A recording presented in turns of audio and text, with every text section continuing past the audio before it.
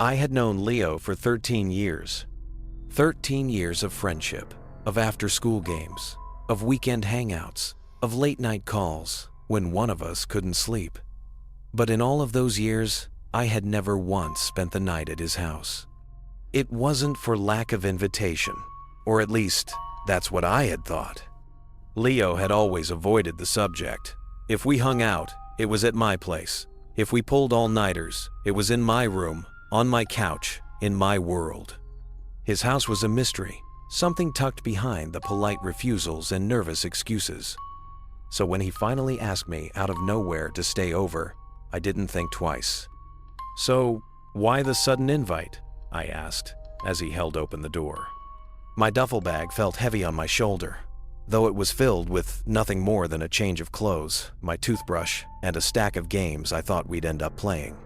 Leo's voice came out in a rush, too quick, too sharp. "My parents are going out. Figured it's about time you saw my humble abode." Only it wasn't humble. The house that rose before me was no ordinary suburban home. It was a great white clapboard beast of a building that stood like it had been there forever, older than the streets around it, older than the town that seemed to grow from its roots. Massive oaks loomed over the property like sentinels, their branches blotting out parts of the sky, their shadows falling across the yard like skeletal arms. The air was still, too still. Inside, the smell hit me at once, not unpleasant, but strange. The polished tang of old wood, a faint sweetness of something baked long ago, and beneath it, something else, a dampness. The smell of earth after rain, the smell of graves. Leo's mother appeared first. She was a small woman, delicate, made of sharp angles and thin bones. Her smile stretched wide, but it never touched her eyes. She moved around us in quick, nervous bursts, like a bird startled by its own shadow. She offered drinks, snacks, anything to keep her hands busy. His father was the opposite. He didn't move at all, a massive figure anchored into a leather chair in the living room, silent, unblinking. His dark eyes followed us as we passed, tracking us with the kind of stillness that was worse than any scowl. I saw Leo's mother lean in close to him, whisper something urgent, but her words never reached me. By 7 o'clock, they were gone. "So, what's the plan?" I asked as we dropped into his room. It was ordinary, comforting even. Posters tacked crookedly on the wall, clothes piled in the corner, a television with a console sitting beneath it. Compared to the rest of the house, it felt alive. "Pizza, games, the usual," Leo said, forcing a calm into his voice that didn't quite reach his eyes. And for a while, it worked. We ate greasy slices. We button mashed. We laughed. For a time, the house and its shadows didn't matter. For a time, it was just us again. But when the clock neared 9, everything changed. Leo paused the game. He held the controller in his hands, but didn't look at me. His neck was taut, the cords standing out beneath his skin. "There's just one weird rule my parents have." I laughed. "Weird rule?" He lifted his eyes, and the joke on my lips withered. His expression was hard, solid, a mask of fear trying to be stone. "After 9 o'clock, we stay in this room. We don't leave. Not for food, not for water, not even for the bathroom. Door stays shut until sunrise." I blinked, waiting for the punchline. "You're serious?" "Dead serious." His voice was flat. He nodded toward an empty bottle on the desk. "If you need to pee, use that." The laugh died in my throat. "That's insane. Why?" "Security," he muttered. "Old house. Drafty."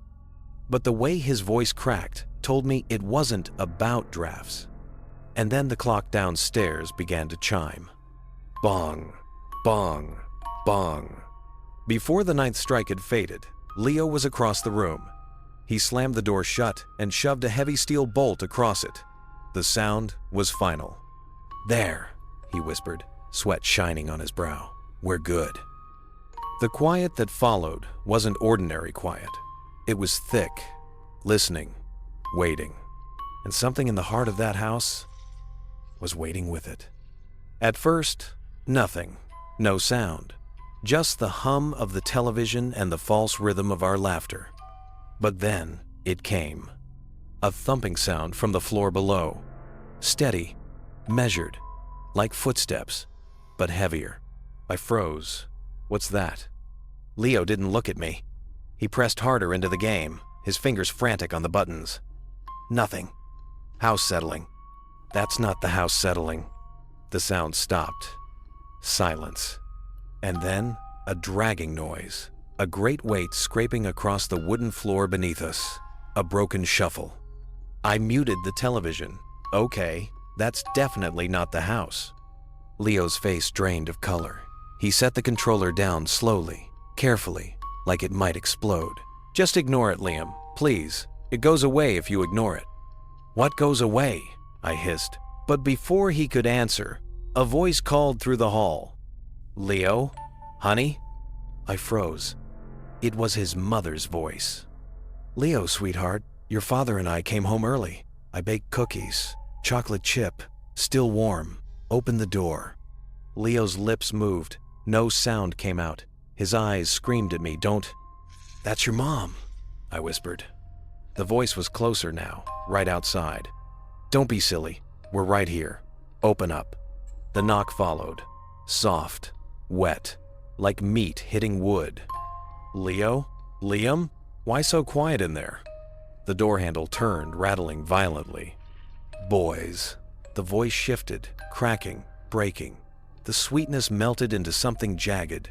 Open the door. The door shook with a violent blow. The frame groaned. I scrambled backward, pressing against the far wall. And then silence. Until it spoke again. Low, guttural, broken. A black liquid seeped under the crack of the door. Thick, oily, reeking of rot. The smell of graves pushed into the room with it. Leo collapsed onto his bed, curling beneath the blanket, trembling like a child. I couldn't breathe. I couldn't move. But curiosity, that poisonous thing inside me, dragged me forward. Don't, Leo whispered from beneath the sheets. Don't look. But I had to. I knelt, pressed my eye to the keyhole. At first, just the moonlit hall. Empty. Silent. Then, it stepped into view. It wasn't a man, wasn't an animal. It was something worse.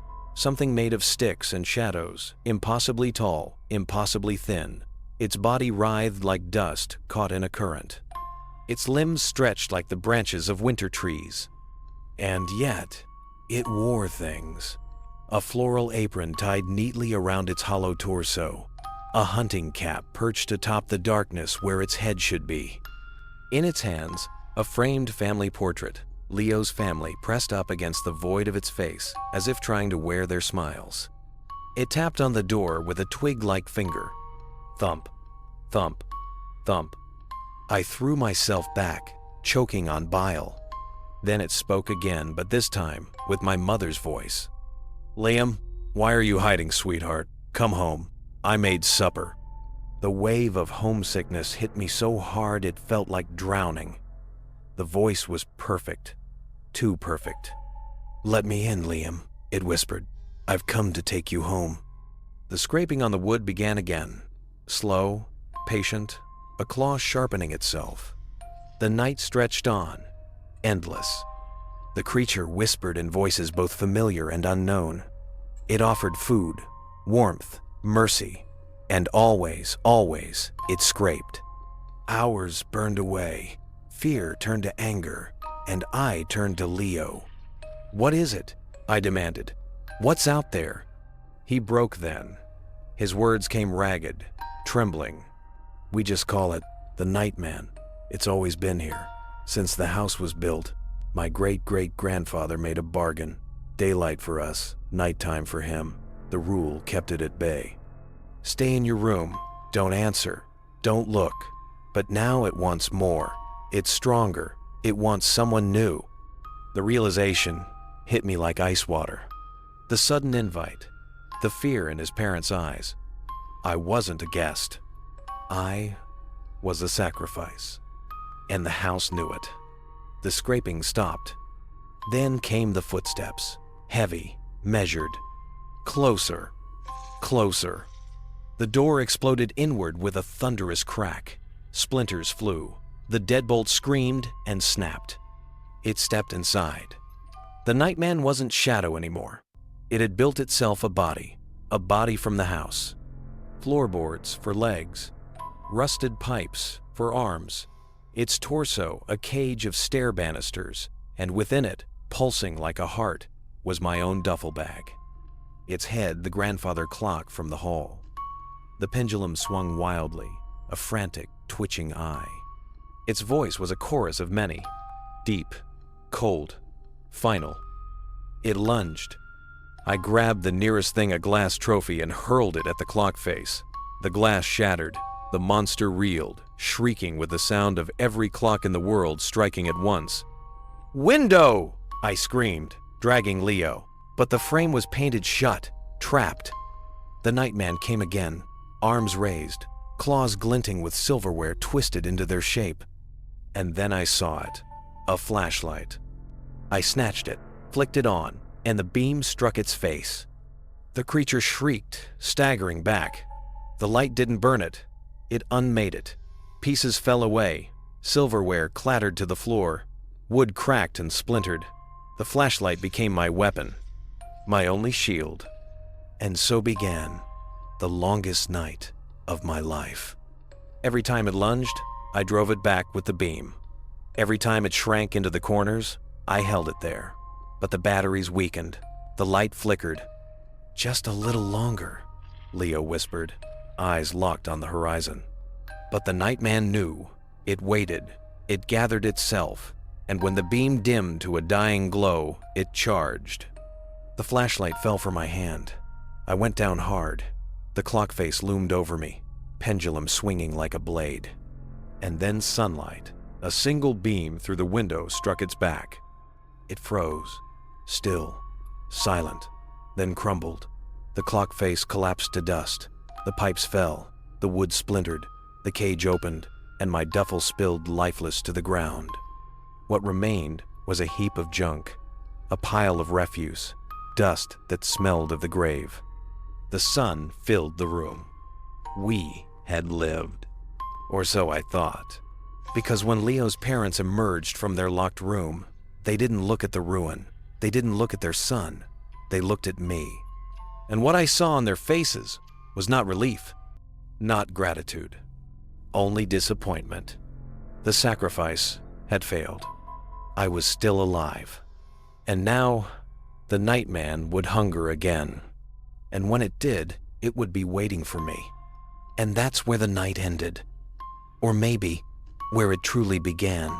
Because some doors, once opened, never really close. The Nightman isn't gone. It's waiting, watching, hungry. Maybe next time, it won't be me it comes for. Maybe it'll be you. If this story sent chills down your spine, don't let it end here. Hit that like button to keep the shadows at bay. Subscribe so you never miss the next nightmare, and share this video with someone brave enough to hear it.